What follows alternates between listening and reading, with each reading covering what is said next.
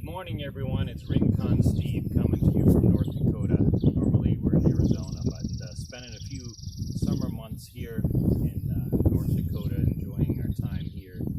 Much better weather, let me tell you. So we've been doing some work here on this farmhouse of my in-laws, but just wanted to talk a little bit about something I was thinking about. So of course you all know me as Rincon Steve, but I don't really know who you are. But I was thinking of giving you a name. How about Rinconians? It's a little bit of a mix of Spanish and English, if you ask me. Rincon, I believe, means corner, and we call you Rinconians. I'd call you people who are in my corner who like to watch my channel. What do you think of that? So we'll call you Rinconians from now on. So welcome to my channel, and we'll do some more of our renovation of this house, mostly just painting, but it does involve a little bit of repair too. And what I'm going to do now is just show you a little bit about how to glaze these old windows. I think it's kind of a lost art, if you will, and maybe some of you have questions on exactly how to go about that. Alright, to start our glazing project, you can see here this is glazing I've already done. We need to pick tool and product. So I like the flexible straight blade. You can get a tool that has, it's kind of like a right angle on a blade, so that when you lay it into your angle, it lays against the glass and the sash. It kind of gives you the right angle you want. But I prefer this. It gives me more flexibility in the sense of when you're looking at this sash, you're trying to run that glazing in line with the sash on the inside, the way the piece of wood sticks up. That's as high as you want to go. But they always vary a little bit based on maybe old glazing or pins or whatever. So this gives you the flexibility. The other thing is the glazing itself. This is called 66 glazing compound by Sherwin-Williams. DAP makes one, that's why this says 66 in quotations. It's probably DAP 66. And it's a big part of your success in glazing has to do with the consistency. And this is fairly new. I just bought it last week. So this is actually just right. But sometimes what happens, it sits around, and this is made with linseed oil, and the oils kind of separate, and it's dry on the bottom, real sticky at the top. But this is really nice. And when you get it, it's always wise.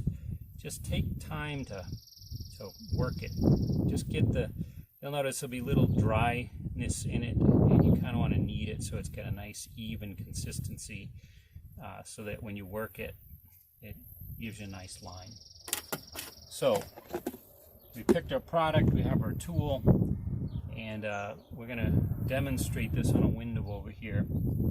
Let me just show you my process. Again, others might have a different way of doing this. Now, just to talk about these windows a little bit, of course this is a very old porch.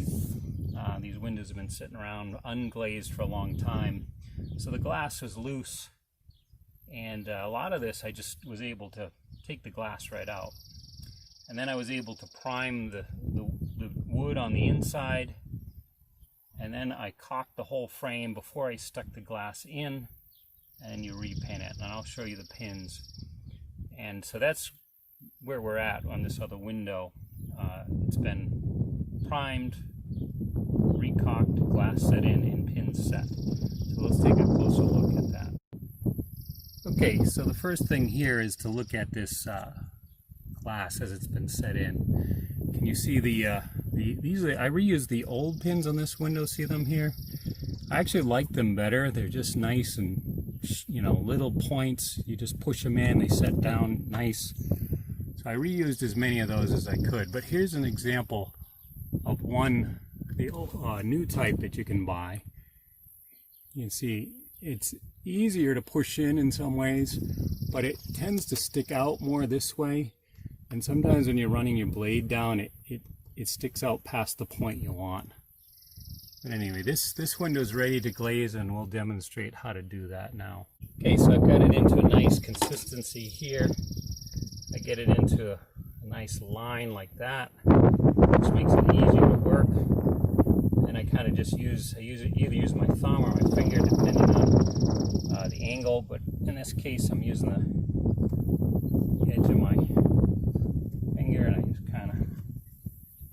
like that with it. This case. Years ago, we used to do a lot of this, and back in New England, there'd be 6/6 window panes, and they'd be, 9 by 10-ish, 8 by 9, and a lot of work. And sometimes you'd have storm window frames in the way. So you kind of learned how to do it different ways, depending on if you could get your hand in there easily or not. But in this case, these are some of the easier ones to do. They're big, straightforward, just 2 panes of glass. You can get your hand onto it real easy. So not a bad setup. So you get the idea. I try to push it down hard just so that it's in where it needs to be. Less work for the blade. And then I just get my angle looking on the inside sash. I want it the same depth as that, so I kind of try to get my blade pitched to that, and I push down hard against, not too hard, you don't want to break the glass. And then of course if any of it drops, I just dab it and pick it up. And I got a little bit, I don't like that line, it seems a little dry, so I'm just going to go back, pull up on it, just to kind of give it a sharper look.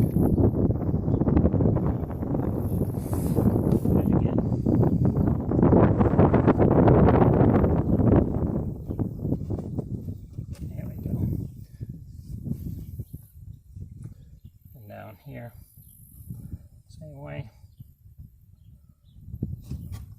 And I just pick up my pieces on my blade to get it off the edge.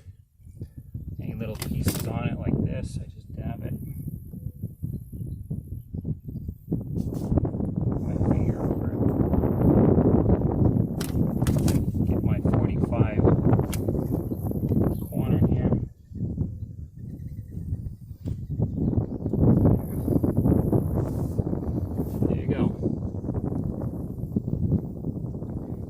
I was explaining before, I don't know if you heard, but I'm going to prime this with oil just because I think it is more compatible with the linseed oil. Then I'll top coat with latex. Alright, so it's been about a month since I last videoed about the window sash here. Just wanted to wrap it up here, show you the end result. I was able to use oil primer on the glazing itself, then I did a top coat of latex, which matched the rest of the house there. You can see the dormer up top was completely painted, and a lot of the front of the porch was done too. That lower part here is aluminum siding. So anyway, just wanted to say I appreciate you subscribing, commenting, thumbs up or thumbs down, and I'll see you on the next project. And I just wanted to apologize too for the wind in the last part of that video I made.